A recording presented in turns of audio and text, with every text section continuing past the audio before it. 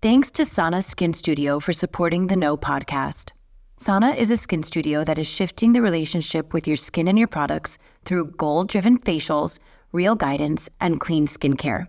Stay tuned for our promo code so you can receive $25 off of your first facial at Sana Skin Studio. Welcome to the No podcast with me, Nikki Spo.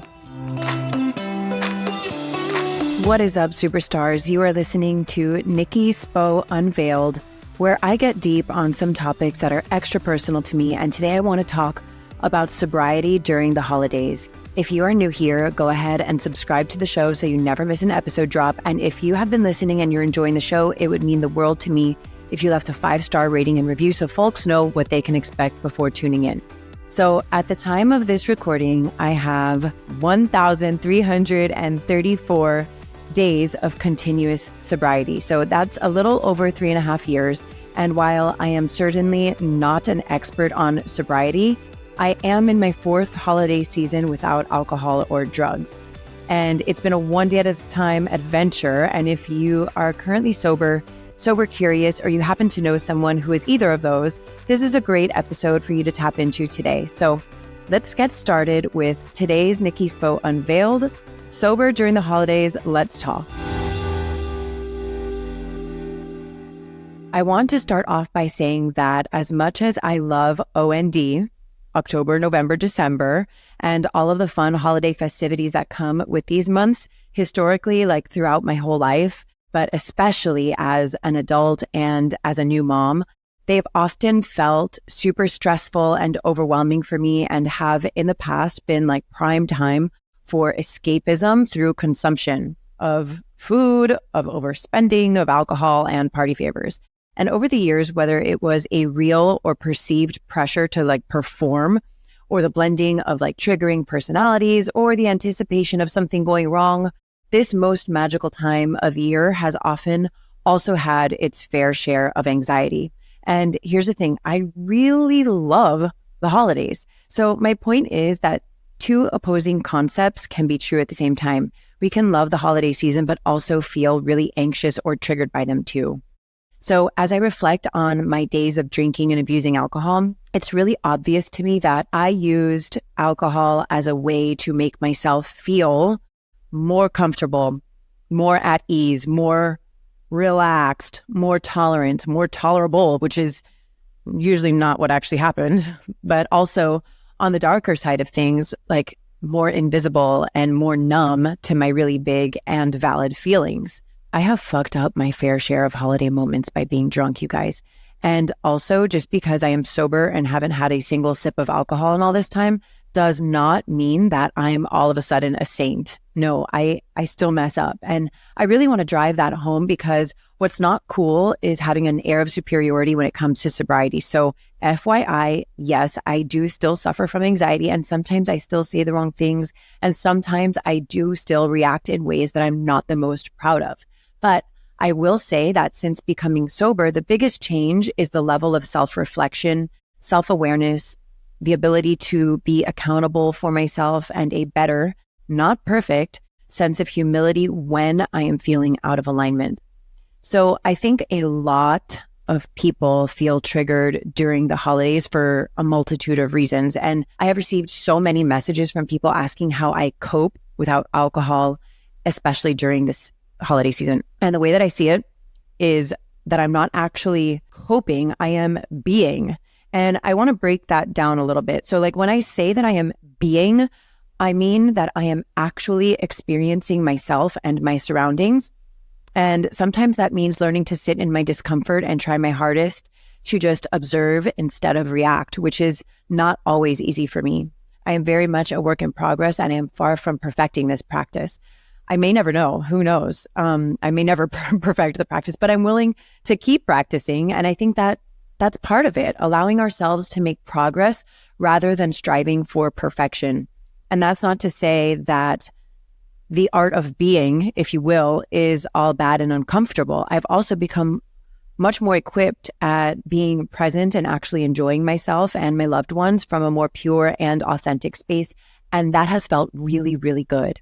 So the art of being. There's a lot of talk about this in books like The Power of Now by Eckhart Tolle, for example, but there are a ton of books and mindful meditation practices and even cognitive behavioral therapy, CBT, coming to a place where we can observe our experiences and let them pass without rapid judgment, just taking pause and learning to get curious.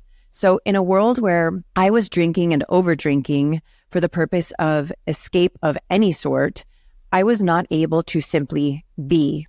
And I think that now, without alcohol in my life, it has been less about coping with my life without the crutch of alcohol and more about actually experiencing my life without it, which, if I had to say, even with all of the hard things that I've overcome since being sober, has been infinitely more tolerable and even enjoyable than in my days of alcohol abuse, which often left me feeling depressed, regretful, remorseful, anxious, ashamed, and self-loathing, which of course was a ripe environment to create a vicious cycle, of course. You feel that way, drink more. You have the shame after drinking, feel remorseful and regretful and self-loathing, and then, fix it by having another drink. And it became like a totally vicious cycle for me. So for anyone who is choosing a path of sobriety or even sober curiosity this season, I want to give you some of my tips.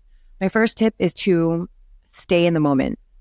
You'll hear many recovering alcoholics say, one day at a time. And it may sound cliche, but for me, there were some days that it wasn't even like one day at a time, but maybe like 10-minute blocks at a time. Like, let me just get through this 10-minute section of my life without drinking or caving to the feeling of needing something else outside of myself to get through a moment. And, the more I would do that, like, right, if it was even in the 10-minute chunks, I'm like, okay, well, that feeling comes to pass, right? And observing the feeling and letting it just pass. Like, I had to literally tell myself, I am not going to drink right now, or I'm not going to drink today, because it becomes overwhelming to think about your whole life without alcohol. It can feel like a lot to think about, like not having a coquito at Nochebuena, or not having a glass of wine with your holiday dinner, or champagne toast for the new year. But we don't need to get ahead of ourselves. We just need to stay right here, right now. And for me, I know that I am not going to drink right now. My disease of alcoholism can't afford to think about like Nochebuena or the Christmas dinner or the new year, even tomorrow. I am just committed to today. So I want to encourage everybody to take it one day at a time and stay in the moment. All right, guys, let's take a quick break so I can thank our sponsor, Sana Skin Studio, with their OG location in Wynwood and their additional locations in Fort Lauderdale and Coconut Grove. Okay, so the best way I can describe Sana is that it feels like coming home. Unlike traditional facials, Sana's facials are rooted in education, and I love this so much. Every experience I have had at Sana has been a chance for me to learn more about my skin and its needs. I love that the facials are effective while also being accessible enough to be a monthly ritual rather than a yearly splurge. This is why the Sana membership is so great. I'm honored to be able to provide our audience with a promo code. Use the code TheNoGlow for $25 off of your first facial when booking at sanaskinstudio.com, and additional incentives if you book a membership. I have absolutely loved my skin healing journey with Sana Skin Studio. The next thing that I recommend is like rolling the tape forward, like play the video forward, right? I don't often think of drinking anymore, but every so often I will like romanticize how much fun I used to have.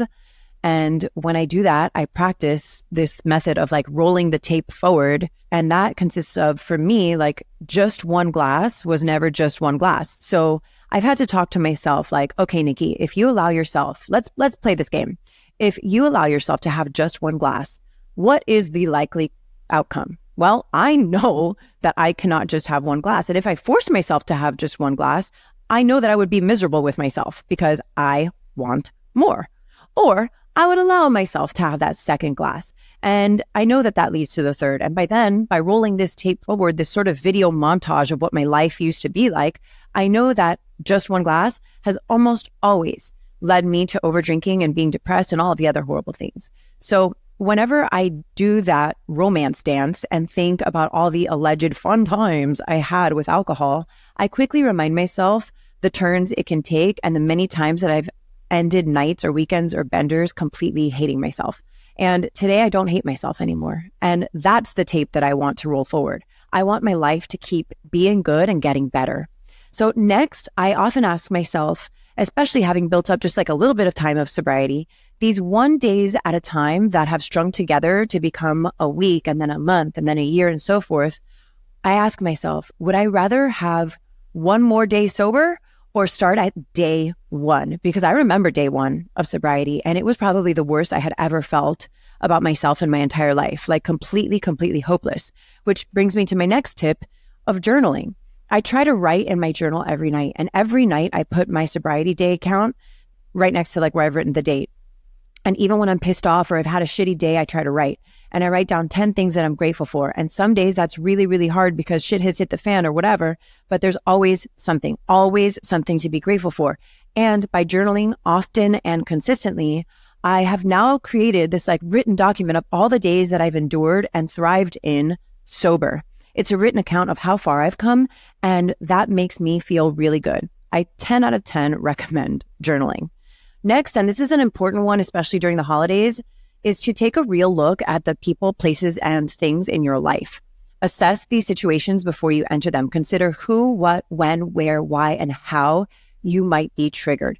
And sometimes we need to take a break from those people, places, and things, even during the holidays, for our own mental health and sobriety. Next, I know that a lot of people in recovery who don't like mocktails or non-alcoholic alternatives because those feel too triggering. I happen to love fun non-alcoholic beverages, but in my earlier days of sobriety, that wasn't always the case. I recall having a non-alcoholic champagne style of drink in a champagne style of bottle in my refrigerator. And one morning after not drinking, I had gone to my fridge or whatever, and I saw that bottle, and I had this sort of like PTSD moment where I felt highly triggered by the shape of this bottle. Like, and then I would have like nightmares about it. So even though I thought that this drink was tasty and festive, I ultimately had to get rid of it. Like, this looks different for everybody too. Like, sometimes it's not being able to drink out of a short tumbler or have water in a wine glass, whatever it is. I want to encourage you to trust yourself, like really trust yourself. Like, don't bargain or make deals, just trust you. So those are some of my tips for anyone who is sober or sober curious during the holidays. But I also have a message to friends and loved ones of sober and sober curious people. First of all, while your loved one's sobriety is not your responsibility, like you cannot keep someone sober who does not want to be sober, still, as that person's loved one or friend, I think that these are kind practices to keep in mind. One, if you are hosting, have non-alcoholic options available. I am the queen of flavored water. Seriously, anyone who has been to my home knows that I have like every flavor of sparkling water at the ready. Sometimes, even with the best of intentions though, some products that are marketed as non-alcoholic alternatives actually have very low percentages of alcohol. And I will speak for myself here, but I can sniff that out, right? In my alcoholic brain, that just means like I would do the math. Like I've like done this before, like in my brain, like not actually having like had the drinks, but in my mind, I'm like, okay, so I'm calculating. That would mean I would need X amount of glasses of this beverage in order to get a buzz on. Again, as a host, that's not your responsibility to be perfect at this. Ultimately, it is the abstaining person's responsibility. But definitely it's something to be mindful of if you're hosting. I think having non-alcoholic options available is just a great general rule, no matter the circumstance. And so next, I would say, if someone says that they're not drinking, don't ask why. First of all, it's really none of anybody's business. Just say, let me get you a water, or there are Diet Cokes in the fridge, and point them in the direction of the non-alc hydration options and keep it moving. And a personal note on this, I have been asked by plenty of well-meaning people, hey, Nikki, now that you're doing better, or hey, Nikki, now that you're in a better place, like, don't you think that you could have just one or a couple glasses? Like, you're doing so much better now. Yeah, girl, yes, I am doing better because I am not drinking. And for me, drinking will fuck all this progress up. So for anyone who might have that curiosity, let me make that clear for you. Like, on behalf of many, maybe not all, but of many alcoholics all over the place, no, we cannot just have one. My third tip is to just let people toast with water without the additional commentary. Please stop saying that it's bad luck to toast with water. Again, probably well-meaning, but one, it is not bad luck to toast with water. And two, it would be very bad luck for me to toast with an alcoholic drink because down the drain I would go. Number 4, don't take offense if your sober friends leave the party early, all right? I know you love them and you want them to stay and have all the fun with you. but sometimes it can feel really overwhelming for addicts to stick around once the fun takes a turn. And it goes back to this idea of sober people considering the people, places, and things. It's not about you. It's about that person keeping themselves happy and healthy. And, we want that for everybody. My last tip, and this is probably the most important one, is to check on your friends. I think in general, not just sober people, but just as a friend, check on your friends. It's the kindest thing that somebody can do in any scenario, really. Just straight up check on your friends. You guys, I hope this was helpful for my sober friends out there, as well as the sober curious folks and all of the people who love them. Share this with your pal and let them know that you're thinking of them. And if you are on a sobriety journey for any length of time, I want you to know that I am cheering you on with so much love.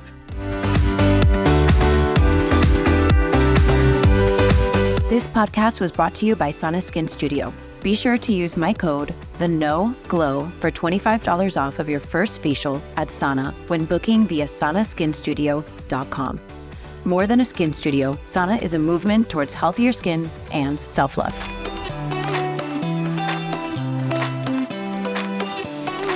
Thank you so much for listening to The Know. If you loved this episode, go ahead and share it with a friend. Words are so powerful, and someone may need to hear what we covered today.